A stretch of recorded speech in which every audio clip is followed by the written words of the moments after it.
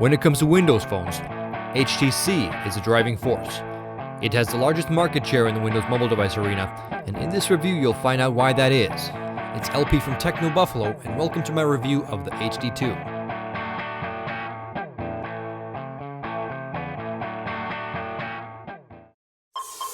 So, in this review, I'll be taking HTC's new flagship device through the same course of tests and benchmark I recently put the Touch Pro 2 and Nokia N97 through.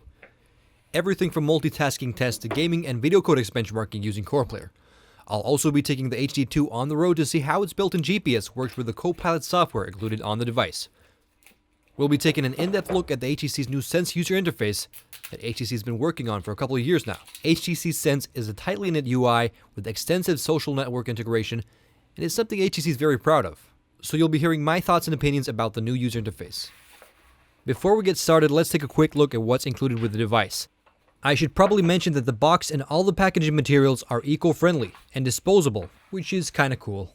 So inside the box we have your operation manuals and promotional coupons, a very firm feeling leather pouch for the device, a 2GB micro SD card and adapter, your standard HTC charger, a USB sync cable, and a set of earphones with a 3.5mm plug.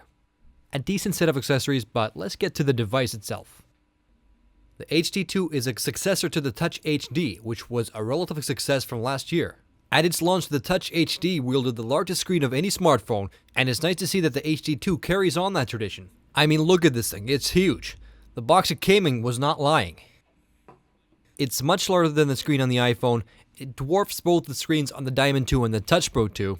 And it's not only screen size that has been upped, the screen is now capacitive touchscreen, meaning that it now registers thermal and infrared signals instead of physical pressure like old resistive screens. Capacitive screens don't need to flex, so they can be made out of harder materials like glass. The HD2 is a glass screen that has been coated with an anti-smudge surface that has very little friction when you run your finger across it. It gathers very little grease that is easy to wipe off. The difference in friction is very noticeable when comparing to the plastic resistive screens on the Diamond 2 and Touch Pro 2. So sliding your finger on the screen feels a lot more natural. The glass also contributes to the rigidness of the device. The HD2 is one of the more, if not the most well-built devices I've had in my hands. It's a bit hefty, but the weight contributes to the feeling of quality, and the device can definitely take a good beating.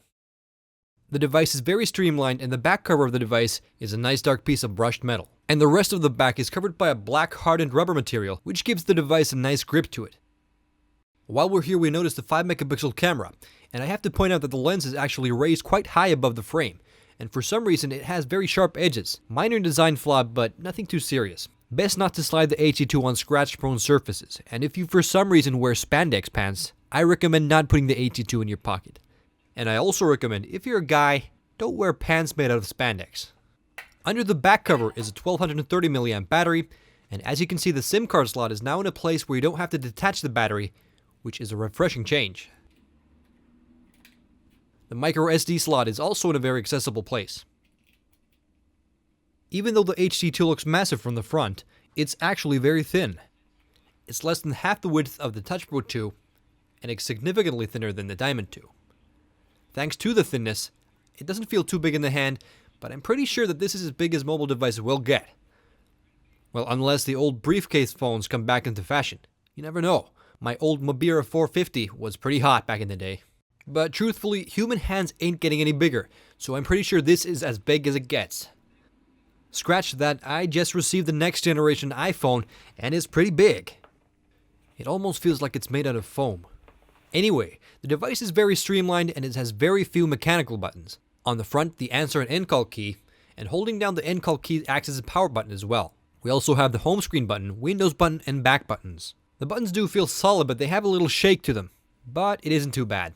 On the side we have the up and down volume keys, and that's about it for the moving parts on the device. It's not only the screen that has been given an update, the chipset and processor has been given a significant update. The 528MHz processor on predecessing HTC models has been replaced by a 1GHz Snapdragon processor. And if you ask me, the hardware running Windows mobile devices haven't always done justice to the operating system. But let's find out if that has changed with almost double the clock rate. As you can see, the HD2 blows away the Touch Pro 2 in startup time, so it's off to a good start. So here we are in the Sense UI. HTC Sense is a custom user interface that runs on top of Windows Mobile 6.5. The old interface Touchful 3D2 is now gone, but the new UI definitely bears a keen resemblance to the old TouchFlow 3D. I am glad that the new UI isn't a complete redo, because the TouchFlow 3D 2 was and still is one of the most appealing things about the previous series of devices. As you can see, the home screen has changed a bit. On top, we still have the clock and the calendar. New to the home screen is the local weather icon. We also notice that the weather animations can now be part of the home screen. The new animations are pretty impressive. But if you're annoyed by the weather animations, you can easily turn them off and just take a look outside the window to see that it's raining. You can customize your home screen with animated wallpapers or just plain old JPEGs. A very smart addition to the home screen are the quick link slots, where you can add your favorite programs, contacts, and links to your favorite websites. It's simply a great addition to the home screen because there's always going to be tasks that need be done more often than others. Adding and subtracting links is simple and fast.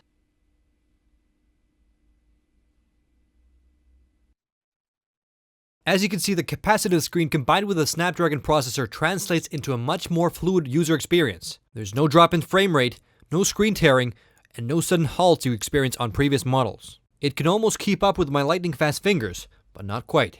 Moving through the UI is still impressively fast, and the capacitive touchscreen needs very little pressure to register the actions. You barely need to touch the screen. Single-hand navigation is still very possible, and the large screen makes it very suitable for flicking around even with fat thumbs like mine. The Sense UI is an evolution from the TouchFlow 3D 2 interface. Let's take a quick look at the tabs. So the People's tab has now got a very functional update. You no longer need to flick through your contacts, which I too thought was a bit unnecessary. Here you can see a list of my closest buddies.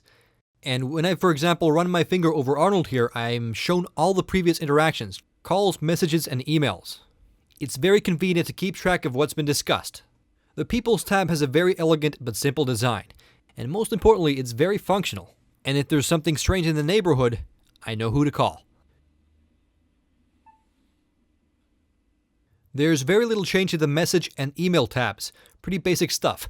And here's another place where you can see the Snapdragon processor doing its job.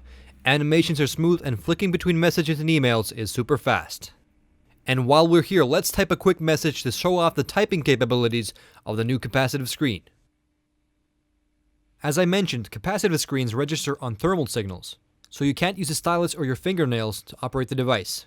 Resistive screens are a bit more accurate, but the capacitive screen on the HD2 is very intuitive, you barely ever miss your mark. Even though I'm a strictly keyboard guy, I have to say that the big screen combined with capacitive technology and the XT9 predictive text software makes the HD2 excellent for typing. The XT9 seems to work so well that you barely need to know how to spell to punch out your words.